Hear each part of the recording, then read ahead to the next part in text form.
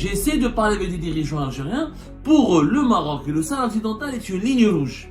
Mais rouge, mais pour eux, c'est une ligne rouge. Celui qui est avec le Maroc est par définition contre l'Algérie. Les dirigeants algériens sont convaincus dans leur tête que le Maroc ne veut pas se contenter uniquement du Sahara occidental. Après le Sahara occidental, c'est le fameux Sahara oriental qui revient de temps en temps sur les lèvres de certains dirigeants politiques marocains, comme quoi le Sahara oriental, c'est-à-dire la région de Tindouf et de Pachar, tôt ou tard le Maroc devra la récupérer, devra la revendiquer, etc., etc., etc.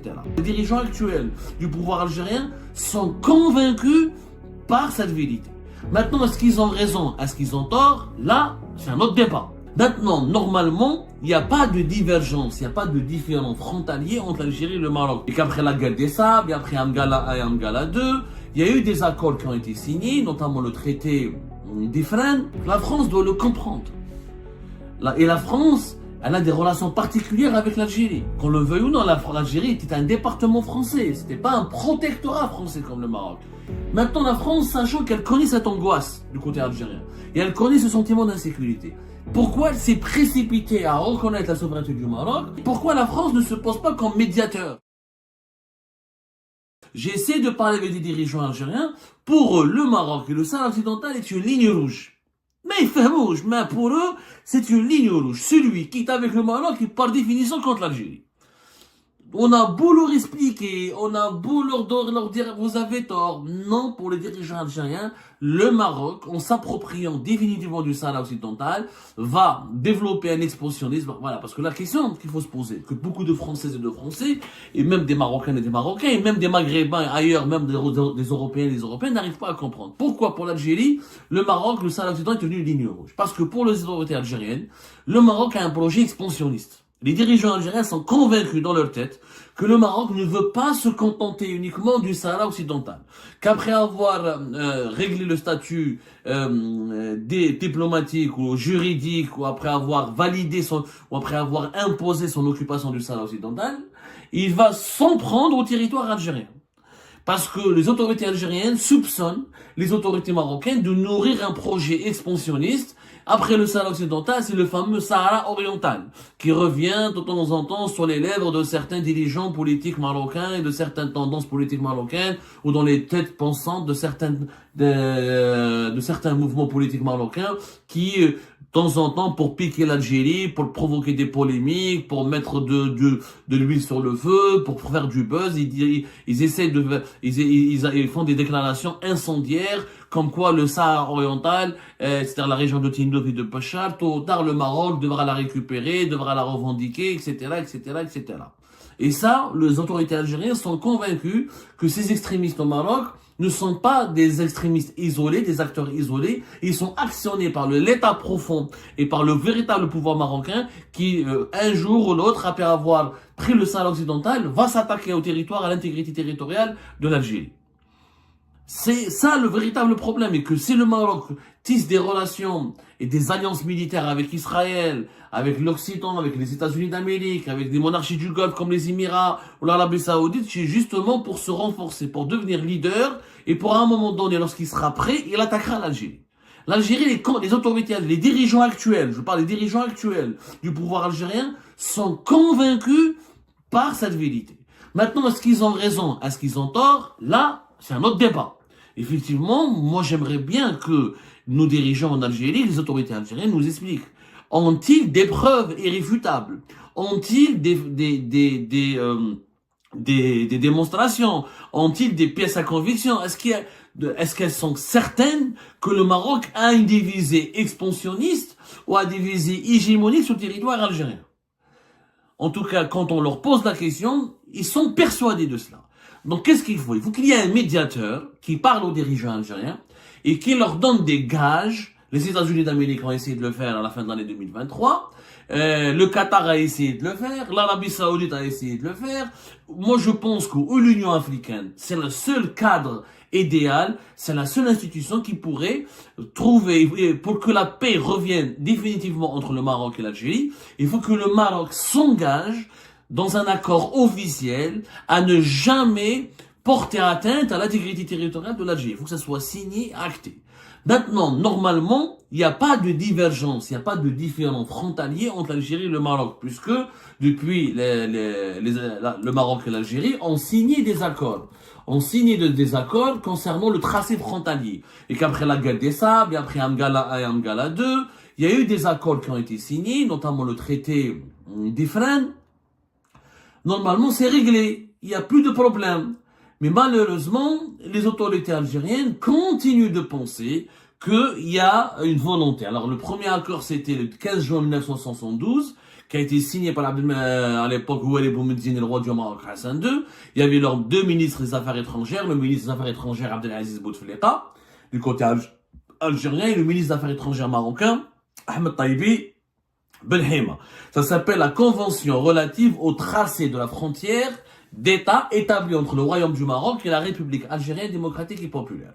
C'est le traité de 15 juin 1972. 1972. Et l'accord, il est là. Il a été publié dans les journaux officiels, il a été c'est pas quelque chose c'est connu, c'est acté, etc. Alors, plus tard, le 17 mai 1973, l'Assemblée algérienne, l'Algérie a ratifié cette convention.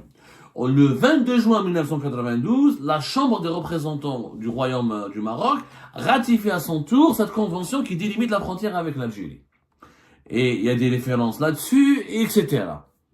Ensuite, en 1994, il y a la fermeture des frontières, mais normalement, depuis 2002, je dis bien depuis 2002, il y a eu l'Algérie et le Maroc ont enregistré leur accord frontalier au niveau des Nations Unies. Normalement, c'est à l'ONU, mais malgré ça, il y a des doutes. Non, il y a des Marocains qui disent non, mais l'Algérie n'a pas, le Maroc n'a pas ratifié, qu'il est en son droit de demander peut-être des parties du territoire algérien, et du côté algérien, c'est la même chose. Donc, il y a malheureusement on en a déjà parlé de la problématique des frontières entre l'Algérie et le Maroc, qui est censée avoir été réglée, encore une fois.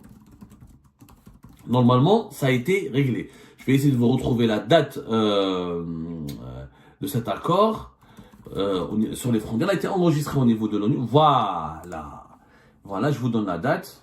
Ça a été, le numéro d'enregistrement au niveau des Nations Unies, c'est le 31587. Le titre, c'est la Convention relative au tracé de la frontière établie entre le Royaume du Maroc et la République algérienne démocratique et populaire.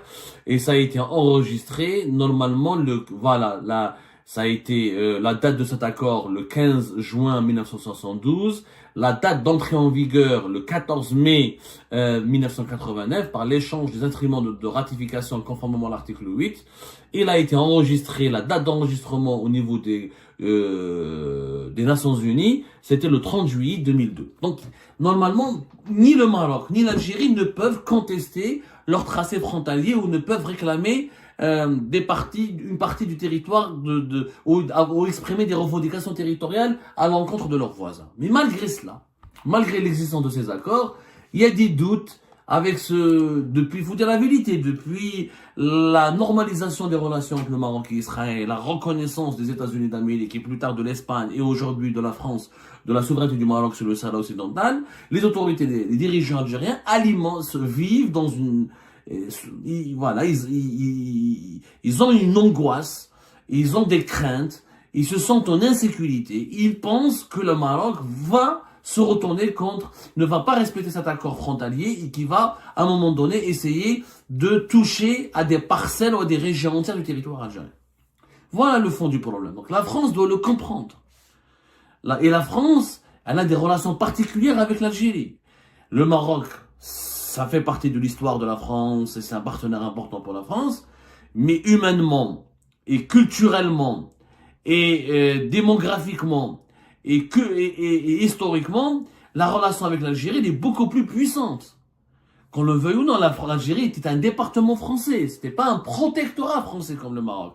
Il y a eu une guerre d'indépendance en Algérie, Il y a eu des accords d'Évian. Les accords d'Évian, c'était avec l'Algérie. Les millions d'Algériens qui ont immigré ensuite après l'indépendance vers la France et qui ont contribué à construire la France. Donc, c'est une relation particulière. Le fait que la France se tourne le dos à l'Algérie de façon aussi brutale, en tout cas c'est comme ça que les dirigeants algériens le perçoivent. J'essaie pas de justifier la position des uns et des autres. Je suis en train de vous expliquer le puzzle très complexe dans lequel on se retrouve aujourd'hui. Parce que les dirigeants algériens, qu'on les aime ou qu'on ne les aime pas, mais il faut au moins expliquer leur attitude pour qu'on puisse comprendre ce qu'ils veulent. Les Français, les dirigeants français, qu'on les aime ou qu'on ne les aime pas, mais il faut comprendre aussi pourquoi ils ont fait ça. Nous, l'attitude algérienne, je viens d'expliquer. C'est une attitude c'est un pouvoir qui a peur et qui pense que le Maroc partisse dans son dos et tisse des alliances internationales pour avoir suffisamment de leadership et de force pour ensuite revendiquer des territoires algériens. Maintenant, la France, sachant qu'elle connaît cette angoisse du côté algérien et elle connaît ce sentiment d'insécurité, pourquoi elle s'est précipitée à reconnaître la souveraineté du Maroc sans offrir au préalable des garanties de sécurité à l'Algérie? Pourquoi la France ne se pose pas comme médiateur? Moi, je me pose la question. J'ai l'impression que cette zizanie, ce conflit algéro-marocain, la France, ça l'arrange un peu. Parce que c'est simple. Si la France veut la paix au Maghreb, elle veut avoir la paix avec l'Algérie, le Maroc, elle la voit. Elle n'a qu'à proposer une médiation pour que les deux pays puissent conclure un accord de sécurité et de non-agression. Si la France ne peut pas être médiateur, elle peut appuyer des efforts de médiation de l'Union africaine, d'un pays de l'Union européenne, ou je sais pas quoi, ou des Nations Unies. Mais en tout cas, Paris ne peut pas continuer d'ignorer que le rapprochement et l'alliance avec le Maroc, il est vécu comme étant un acte d'hostilité à l'égard de l'Algérie. Si ce point n'est pas résolu, n'est pas discuté, n'est pas traité convenablement au plus haut niveau de l'État français, les relations algéro-françaises ne vont jamais s'améliorer. Je vous le dis, l'actuel pouvoir algérien ne fera pas marche arrière. Moi, j'ai parlé avec des sources algériennes, j'hésite pas à leur parler, à essayer de les comprendre, à essayer d'analyser leur langage, leurs pensées. Ils ne reculeront pas. Pour eux, le Maroc, c'est la ligne rouge. Ils sont convaincus que le Maroc veut leur faire du mal, veut faire du mal à l'Algérie, veut torpiller la sécurité nationale, veut comploter contre l'Algérie, il veut tisser des alliances pour plus tard, après le Sahara occidental, s'intéresser au fameux Sahara oriental qui, pour reprendre le vocabulaire et les éléments de langage de certains mouvements marocains extrémistes, parce qu'il faut dire la vérité, au plus haut sommet, dans le gouvernement actuel marocain, il n'y a pas de revendication sur le territoire algérien. Mais, en l'absence d'un accord définitif, d'un pacte de non-agression entre les deux pays, il n'est pas possible d'avancer. Et la France, en s'en rapprochant encore davantage du Maroc, sans avoir réglé, sans gérer pour l'OTAN avec précaution ses relations avec l'Algérie, elle est en train de perdre l'Algérie. Je vous l'assure, elle est en train de la perdre et je ne pense pas qu'elle va la retrouver de sitôt.